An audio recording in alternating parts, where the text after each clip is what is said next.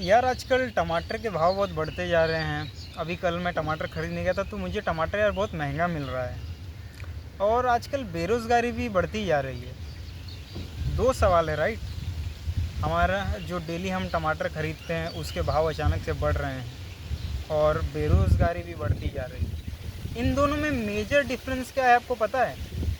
नहीं पता है, राइट। मैं आपको समझाता हूँ इकोनॉमिक्स की भाषा में। माइक्रो इकोनॉमिक्स और मैक्रो इकोनॉमिक्स। माइक्रो इकोनॉमिक्स यानी कि जो इंडिविजुअल लेवल पे डील करते हैं, जैसे कि मेरी जॉब चली गई, राइट। सेकंड थिंग इज़ टमाटर के भाव बढ़ रहे हैं। अचानक से मोबाइल के दाम बढ़ने लगे, अचानक से लैपटॉप सस्ते होने लगे, दिवाली पे बहुत सारे कार्स का सेल हुआ। सो जो भी चीज़ें इंडिविजुअल लेवल पे काम करती हैं, हमारा लोकल मार्केट हो गया, हमारी खुद की पर्सनल लाइफ के एक्सपेंसेस हो गए, कोई पर्टिकुलर सेक्टर हो गया जैसे कि automobile sector, real estate sector, gas sector, etcetera etcetera. So ये चीज़ें आती हैं माइक्रो इकोनॉमिक्स में, जो भी चीज़ें इंडिविजुअल लेवल पे डील करती हैं। जैसे स्टार्टिंग में मैंने बोला था कि यार टमाटर के भाव आजकल बढ़ने लगे हैं। सो ये क्या है? ये एक इंडिविजुअल लेवल पे डील करता है, इंडिविजुअल लेवल पे प्राइस के ऊपर डील करता है और इससे ज़्यादा लोगों को फ़र्क नहीं पड़ता। अब टमाटर के भाव मेरे लिए बढ़े हैं, राइट, लेकिन क्या सबके लिए वो बढ़े हैं? क्या कोई इंसान जो चेन्नई में है उसके लिए टमाटर के भाव बढ़े हैं, या कोई इंसान जो यूपी में है, या कोई इंसान जो कश्मीर में है, क्या सभी लोगों के लिए टमाटर के भाव बढ़े? नहीं। लेकिन मेरा जो दूसरा क्वेश्चन था कि यार बेरोज़गारी बढ़ गई है, तो जैसे जब मैं बोलता हूँ कि देश में बेरोज़गारी बढ़ गई है, इसका मतलब क्या है कि ये एज अ देश, एज अ होल पूरे देश को इंक्लूड कर रहा है और हम अपने देश इंडिया को बाकी देश अमेरिका, चाइना, पाकिस्तान, बाकी देशों से कंपेयर कर रहे हैं। सो जब भी हम इकोनॉमी को एज अ होल, सारे इकोनॉमी को पूरा समेट लेते हैं और कंपैरिजन करते हैं, सो उसको बोला जाता है macro, MACRO, macro economics. Difference है माइक्रो और मैक्रो। सो मैक्रो इकोनॉमिक्स किस चीज़ में डील करता है? जैसे कि इन्फ्लेशन हो गया। इन्फ्लेशन यानी कि महंगाई, देश में महंगाई बहुत बढ़ती जा रही है, राइट। सेकंड थिंग हो गया अनएम्प्लॉयमेंट, देश में बेरोज़गारी बढ़ती जा रही है। जीडीपी, भारत की gross domestic product, net domestic product, GDP, NDP बढ़ता जा रहा है, घटता जा रहा है, right. And reserve bank of India कैसे काम करता है, इकोनॉमिक पॉलिसीज़ कैसे काम करती हैं। सो जब भी हम किसी बड़े सेगमेंट को लेते हैं जिसमें एक बड़ा major level of population include होता है, सो उस चीज़ को हम कहते हैं मैक्रो इकोनॉमिक्स। उसकी स्टडी को बेसिकली हम लोग कहते हैं मैक्रो इकोनॉमिक्स। सो चलिए हम कुछ एग्जांपल से समझते हैं माइक्रो और मैक्रो इकोनॉमिक्स के बारे में।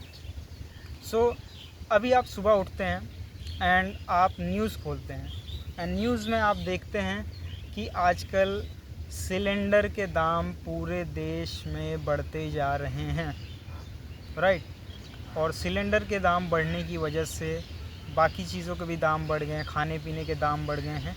इसका बेसिक एग्जांपल क्या है कि महंगाई बढ़ गई है। सिलेंडर के दाम बढ़ेंगे, खाने पीने की चीज़ों के दाम बढ़ेंगे, क्रूड ऑयल यानी कि जो कच्चा तेल है जिससे पेट्रोल, गैस, डीजल बनता है, उसके दाम बढ़ेंगे। सो इन सब चीज़ों से ओवरऑल जो महंगाई होती है, जो खाने की थाली मुझे 80 रुपये में मिल रही थी आज मुझे 100 रुपये में मिल रही है, राइट। सो मेरी तनख्वाह तो उतनी ही है, लेकिन जो चीज़ों के दाम है वो बढ़ने लगा अचानक से, और सिर्फ मेरे यहाँ पे ही नहीं, मेरे पर्टिकुलर एरिया में नहीं, पूरे के पूरे देश में। सो ये एग्ज़ाम्पल है macro, MACRO, macro economy as a whole का ये एक एग्ज़ाम्पल है। हम सेकंड एग्ज़ाम्पल से समझते हैं कि एक इंसान की जॉब चली गई। सो अब जो जॉब गई है, समझ लो रमेश की जॉब चली गई। सो रमेश की अब जॉब चली गई है, सो रमेश के पास थोड़ी आर्थिक तंगी है। वो उसने जो भी सेविंग्स की हुई है वो उसको बहुत बचा बचा के खर्च कर रहा है, बहुत सारी चीज़ों को कम कर रहा है। बाहर वो पहले हफ्ते में हर दूसरे दिन खाना खाने जाता था, अभी वो घर का ही खाना खा रहा है। पहले वो हर दिन 2 पैकेट सिगरेट पीता था, अभी उसने सिगरेट पीना बंद कर दिया है, जो कि एक अच्छी चीज़ है।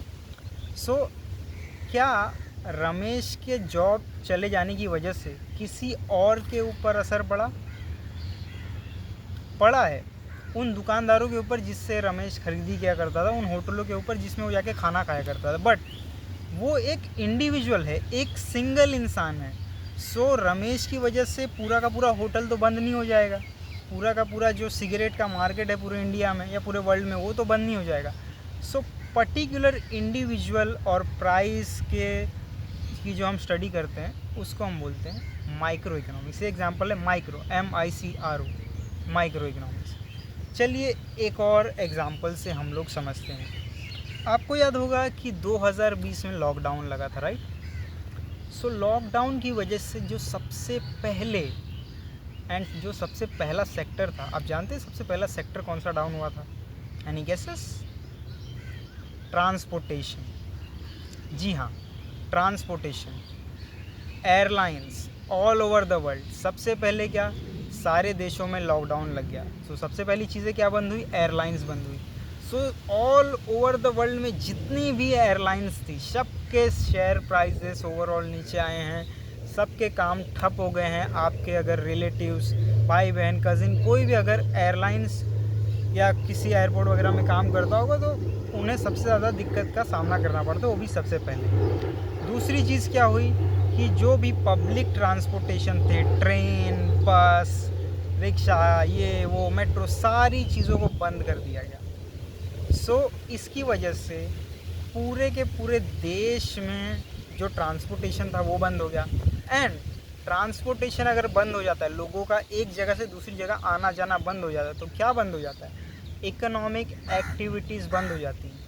पूरी तरह से नहीं, बट मेजरली बहुत बुरा असर पड़ा था। अगर ट्रांसपोर्टेशन बंद हो जाएगा, एक जगह से दूसरी जगह लोग आ जा ही नहीं पाएंगे, सामान ही नहीं आ जा पाएगा। सो बिज़नेस डील्स कैसे होंगी? मेरा सामान अगर मैं यहाँ पे कुछ मैन्युफैक्चर कर रहा हूँ और मुझे गुजरात कुछ सामान को भेजना है, वो वहाँ पे पहुँच ही नहीं पाएगा। मेरी कुछ बिज़नेस डील्स हैं जो मुझे यहाँ से जाके गुजरात में करने, अगर मैं वहाँ पे पहुँच ही नहीं पाऊँगा, सो इसकी वजह से जो मेरा बिज़नेस है वो तो ख़राब हो ही रहा है, बट ये पूरे कंट्री के लिए था। तो बहुत सारे बिजनेसमैन्स का जो बिज़नेस था बहुत डाउन आया और डिफ्लेशन आया। डिफ्लेशन यानी कि मंदी होती है। सो लॉकडाउन में हमने क्या देखा? मंदी देखी। सो लॉकडाउन सबसे बड़ा एग्जाम्पल है मैक्रो, MACRO, माइक्रो इकोनॉमिक्स का। अब हम एक और एग्जाम्पल लेते हैं। अभी आपने देखा होगा कि आजकल जो है सिलेंडर के प्राइसेस बढ़ रहे हैं, लेकिन सिलेंडर के प्राइसेस इतने नहीं बढ़े हैं कंपैरेटिवली। कुछ जो मिडल मैन हैं, जो प्राइवेट गैस देते हैं या गैस एजेंसीज़ के ओनर है, वो लोग क्या कर रहे हैं कि वो अपने पास बहुत सारा सिलेंडर को स्टॉक कर ले रहे हैं, राइट? एंड स्टॉक करने के बाद लोगों को ये बोल रहे हैं कि यार हमारे पास तो सिलेंडर आ ही नहीं रहा है दोस्त, सॉरी हम आपको सिलेंडर नहीं दे सकते। अब एक मजबूर इंसान क्या करेगा? मुझे तो यार खाना बनाना है, घर का खाना खाना अच्छा लगता है। अब जो सिलेंडर मुझे 1000 रुपये में मिलता था, मैं बोलूँगा भाई 2000 ले ले यार, दे दे। नहीं यार 2000 में नहीं हो रहा है भाई, एक 2500 ले ले, 3000 ले ले। सो ऐसे करके वो लोग आर्टिफिशियली प्राइजेस को बढ़ा रहे थे कुछ पर्टिकुलर एरियाज़ में, और सिलेंडर के मामले में एक पर्टिकुलर सेक्टर के लिए, एंड लोगों को बेच रहे। सो क्या हर जगह ऐसा हो रहा था? नहीं, कुछ चुनिंदा जगहों पर ऐसा हो रहा था। क्या सब लोग ऐसा कर रहे थे? नहीं कर रहे थे। कुछ पर्टिकुलर, कुछ लालची लोग ऐसा कर रहे थे और अभी भी कर रहे हैं, और जिन पे सरकार ने बैन भी लगाया हुआ है। सो ये जो चीज़ें हैं, जब कुछ पर्टिकुलर लोग कुछ लोकल मार्केट में करते हैं, सो ये सबसे बड़ा एग्जांपल है माइक्रो, MICRO, माइक्रो इकोनॉमिक्स का। मैं आपको माइक्रो इकोनॉमिक्स का एक और एग्जांपल देता हूँ। जैसे कि आप देखते हैं, आप किसी कपड़े की शॉप में जाते हैं या कोई कपड़े का लोकल मार्केट है, आप उसको स्टडी करते हैं कि वहाँ पे जो कपड़े हैं वो बाकी मार्केट के कंपैरिजन में काफ़ी सस्ते और अच्छे मिलते हैं। सो ये एक पर्टिकुलर सेगमेंट और प्राइस और एक लोकल जगह की बात हो रही है, और यहाँ पे जो प्रोडक्ट है वो क्या है? कपड़ा है, गारमेंट्स। सो ये एग्जांपल है माइक्रो, MICRO, माइक्रो इकोनॉमिक्स। वहीं पे अगर हम पूरे देश, पूरे वर्ल्ड की टेक्सटाइल इंडस्ट्री की बात करते हैं, एग्जांपल बांग्लादेश का जो गारमेंट सेक्टर है वो काफ़ी बूम किया था कुछ साल पहले, अभी तो कबाड़ा हो गया है, बट वो काफ़ी बूम किया था बांग्लादेश का जो गारमेंट सेक्टर है। सो बांग्लादेश का जो गारमेंट सेक्टर है उसकी comparison India, Pakistan, south east Asian country जैसे कि थाईलैंड, वियतनाम, इन लोगों से हो रही थी। सो ये क्या एग्ज़ाम्पल है? ये एग्ज़ाम्पल है मैक्रो, MACRO, मैक्रो इकोनॉमिक्स का।